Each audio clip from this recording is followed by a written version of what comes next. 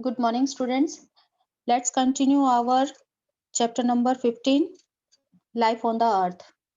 Today we will discuss about the biogeochemical cycles. First of all, break this name biogeochemical cycles. Bio means living things. Geo means soil, water, air, whatever related to the earth. And chemical means chemicals यानी कि अर्थ के अंदर living things और जो जियो means soil water air इनमें जो chemicals का cycle चलता है उसको हम क्या कहते हैं बायो जियो केमिकल साइकिल्स। अब ये जो साइकिल्स हैं वो डिफरेंट टाइप से परफॉर्म होते हैं। सबसे पहले हम देखते हैं the sun is the basic source of energy on which all life depends. As you know, all the energy received by the earth is from the sun. सन से हमें सारी एनर्जी मिलती है जिसकी प्रेजेंस में जो हमारे प्लांट्स हैं वो क्या करते हैं, अपना फूड प्रिपेयर करते हैं। और जिससे हमने देखा कि जो एनर्जी फ्लो है वो one level to another level energy का फ्लो होता रहता है। तो एनर्जी जो है सबसे पहले that is derived by the plants in the process of photosynthesis. So during the photosynthesis, carbon dioxide is converted into organic compounds and oxygen. अब हम कहते हैं कि जैसे कि जो प्लांट्स है जब अपना फूड प्रिपेयर करते हैं तो वो ऑक्सीजन रिलीज करते हैं और कार्बन डाइऑक्साइड लेते हैं। तो ये जो कार्बन डाइऑक्साइड वो गेन करते हैं, इनहेल करते हैं, उसको वो किस में कन्वर्ट कर देते हैं, वो कार्बन डाइऑक्साइड कन्वर्ट हो जाती है ऑर्गेनिक कंपाउंड्स में एंड ऑक्सीजन में, जिसको फर्दर जो लिविंग बींग्स हैं वो यूज करते हैं। जितना भी अर्थ पर सोलर इंसोलेशन आता है उसका 0.1% that is fixed in photosynthesis. जितना हमारे अर्थ पर इंसुलेशन आता है उसका एक बहुत ही small fraction means 0.1% is inhale by the plants during the photosynthesis process. यानी 0.1% एनर्जी जो है सन की वो किस में आ जाती है, प्लांट्स में आ जाती है। अब इस एनर्जी में से कुछ पार्ट जो है प्लांट्स के टिश्यूज के थ्रू, उनके लीव्स के थ्रू जो है रेस्पिरेशन के थ्रू जो है वो क्या हो जाता है, as a loss of energy हो जाती है। यानी कि वो दोबारा से एटमॉस्फेयर में चला जाता है in the process of respiration. और जो बाकी पार्ट है एनर्जी का that is shifted to other portion of plants. अब टोटल हमने कहा कि यहाँ पर कितना था 0.1%। 0.1% का कुछ पार्ट जो है वो किसकी फॉर्म में चला गया, रेस्पिरेशन की फॉर्म में, प्लांट्स टिश्यू से, लीव से। दूसरा जो पार्ट है, बाकी जो रिमेनिंग पार्ट बचा वो कहाँ चला जाता है, प्लांट्स के अदर पोर्शंस में एज ए एनर्जी रिसोर्स वो स्टोर हो जाता है। अब जिस तरीके से भी इसको प्लांट्स को कोई भी हार्बिवर्स खाएगा ये एनर्जी उनमें ट्रांसफर हो जाएगी। तो initially plants are the major source of energy for the living beings, and so that's why we are called it primary producers. हम इनको क्या कहते हैं, प्रोड्यूसर्स। अब हमें पता है कि जो अर्थ है उस पर हमें डिफरेंट टाइप के ऑर्गेनिजम्स मिलते हैं और ये जो सारे ऑर्गेनिजम्स हैं वो उनके अंदर एनर्जी और न्यूट्रिएंट्स और वाटर का जो है एक सिस्टमेटिक फ्लो होता है जिससे वो अपना सरवाइव कर सकते हैं, जिसके कारण हमें लिविंग ऑर्गेनिजम्स में डाइवर्सिटी देखने को मिलती है। तो ये flow of energy her level पर होता है जैसा कि हमने फूड चेन में देखा था। तो फूड चेन के दौरान एनर्जी, वाटर और nutrients that flows from one level to another level. अब इस फ्लो में हमें वर्ल्ड के डिफरेंट पार्ट्स में वेरिएशन देखने को मिलता है। कुछ डिफरेंट सीजन्स हैं, कुछ जैसे ईयर में जो डिफरेंट सीजन्स हैं उसमें flow of energy different type से होगा। ये सारी चीजें जो है डिपेंड करती है वहाँ के लोकल सर्कमस्टांसेस पर। तो ये हमने एक स्टडी के दौरान हमने देखा कि the last 1 billion years the atmosphere and hydrosphere have been composed of approximately the same chemical components कि लास्ट 1 बिलियन ईयर से जब हमने ऑब्जर्व किया, जब हमने अपने ऑब्जर्वेशंस की, तो ये देखा कि लास्ट 1 बिलियन ईयर से एटमॉस्फेयर और हाइड्रोस्फेयर में सेम जो है साइकिल फ्लो करता है, यानी उनके अंदर जो कंपाउंड्स हैं, जो कंपोनेंट्स हैं, केमिकल कंपोजिशन है उनकी, उनमें एक बैलेंस बना रहता है। सो ये बैलेंस जो है, this balance of the chemical elements is maintained by a cyclic passage through the tissues of plants and animals. अब ये बैलेंस कैसे होता है? अभी जैसे मैंने आपको बताया कि plants they derive their energy from the sun and they make the their food. फिर उसमें से कुछ एनर्जी जो है वो रेस्पिरेशन के रूप में दोबारा एटमॉस्फेयर में चली जाएगी, यानी एटमॉस्फेयर से ही उसने एनर्जी ली और कुछ पार्ट डायरेक्टली एटमॉस्फेयर में रेस्पिरेशन के रूप में चला गया। फिर ये जब प्लांट जो है, कुछ पार्ट इनका एनर्जी का फ्लो ऑफ एनर्जी के रूप में दूसरे लेवल पर चला जाएगा। जब ये प्लांट्स के पौधे जो प्लांट जो है वो गल सड़ जाएंगे तो वो डीकम्पोज हो जाएंगे। तो जो प्लांट्स के अंदर न्यूट्रिएंट्स थे वो किस में मिक्स हो जाएंगे? सॉइल में। तो इसका मतलब ये पूरा एक साइकिल बना रहता है, जहां से वो डिराइव करते हैं एनर्जी, दोबारा एनर्जी जो है वहीं पर रिलीज भी होती है। तो ये एक पूरा केमिकल एलिमेंट्स का साइक्लिक पैसेज है, जो किससे प्रिपेयर होता है? प्लांट्स या एनिमल्स के टिश्यूज से जो रेस्पिरेशन होता है उनके थ्रू ये पूरा एक साइकिल फॉर्म होता है, जिससे एनर्जी जो है that is balanced in the earth.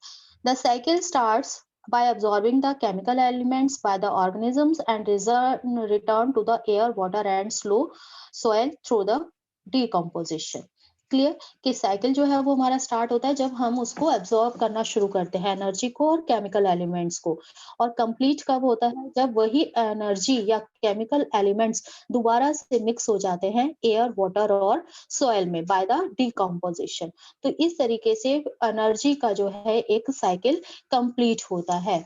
So these cycles are largely energized by the solar insolation because ultimate source of energy is the sun. So all the cycles derived their energy from the solar insolation. So these cyclic movements of chemical elements of the biosphere between the organisms and the environment are referred to as biogeochemical cycles. तो ये जो cyclic movement है, chemical elements biosphere में आते हैं, living organisms के अंदर आते हैं और फिर से एनवायरनमेंट में वापस चले जाते हैं। That cyclic movement is known as the biogeochemical cycles. Clear? Now there are two type of biogeochemical cycles. दो तरह के हमारे biogeochemical cycles हैं, एक तो gaseous form में होता है और दूसरा sedimentary cycle की form में होता है। Gaseous cycle जो है that is the main in this cycle the main reservoir of the nutrients is atmosphere and the ocean. Ocean और एटमॉस्फेयर में जो है वो जो ये साइकिल परफॉर्म होता है या बैलेंस होता है न्यूट्रिएंट्स का, एनर्जी का, that is in the form of gases. तो मेन जो है रिजर्वियर न्यूट्रिएंट्स के क्या रहते हैं गैसियस साइकिल में?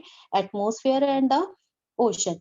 And in the sedimentary cycle, the main reservoir is the soil and the sedimentary and the other rocks of the earth's crust. अब sediments के रूप में जो भी हमारे जो sediments हैं, जैसे कि हमारे प्रोटीन्स हैं या फिर जो भी हमारे मटेरियल है, बॉडी मटेरियल है, sediments हैं, उनके बीच में जो साइकिल चलेगा, कार्बन कंपाउंड्स है, नाइट्रोजन है, that is fixed in the soil.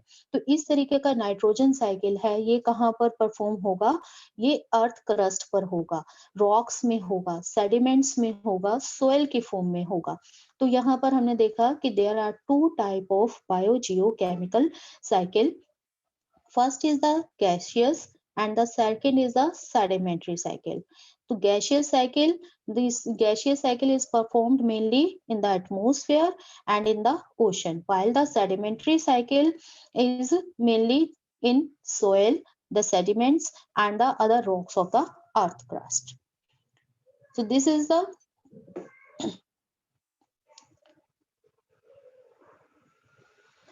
biogeochemical cycles.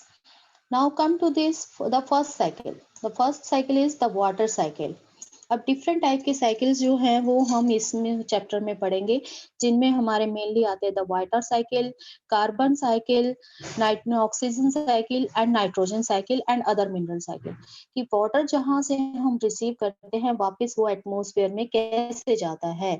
इसी तरीके से जो कार्बन डाइऑक्साइड जो रिसीव करते हैं प्लांट्स, वो वापस उसी अमाउंट में एटमॉस्फेयर में क्यों जाती है, कैसे जाती है।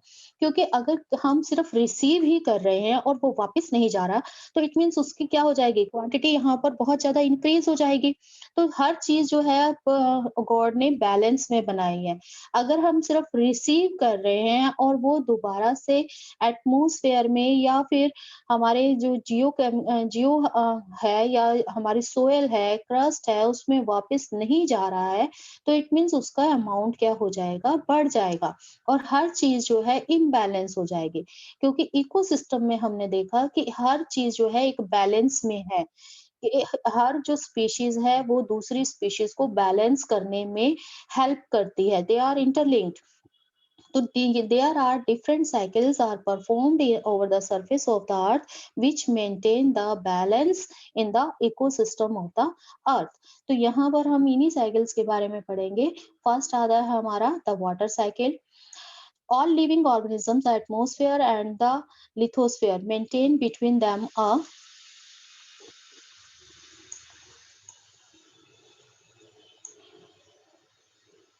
अब ये जो हमारे बीच में जो है सर्कुलेशन ऑफ वाटर जो है वो सॉलिड, लिक्विड और गैसियस फॉर्म में हमारे अर्थ पर परफॉर्म रहता है। अब ये कैसे रहता है कि जो हमारे अर्थ से हम वाटर रिसीव करते हैं, अर्थ पर हमें वाटर मिलता है, उसी को बाद दोबारा वो एटमॉस्फेयर में चला जाता है in the form of condensation, evaporation, condensation. और दोबारा से यही जो है वाटर साइकिल जो है वो वाटर जो है that received by the earth in the form of precipitation. तो इट मींस जो वाटर है वो सॉलिड, लिक्विड और गैसियस फॉर्म में अर्थ और एटमॉस्फेयर के बीच में जो है फ्लो करता है। दैट इज कॉल्ड वाटर और हाइड्रोलॉजिकल साइकिल। एटमॉस्फेयर से हम अगर प्रेसिपिटेशन के रूप में वाटर रिसीव कर रहे हैं, that get back into the atmosphere in the form of evaporation and again we get back it in the form of precipitation. तो अर्थ से जितना वाटर जो है उसका लॉस होता है, उतना ही वाटर जो है अर्थ रिसीव करती है in the form of precipitation. That is called hydrological cycle. Clear? In the next lecture, we will discuss about the other cycles like carbon cycle, oxygen cycle, nitrogen cycle, and the other mineral cycles. Now, have a nice day.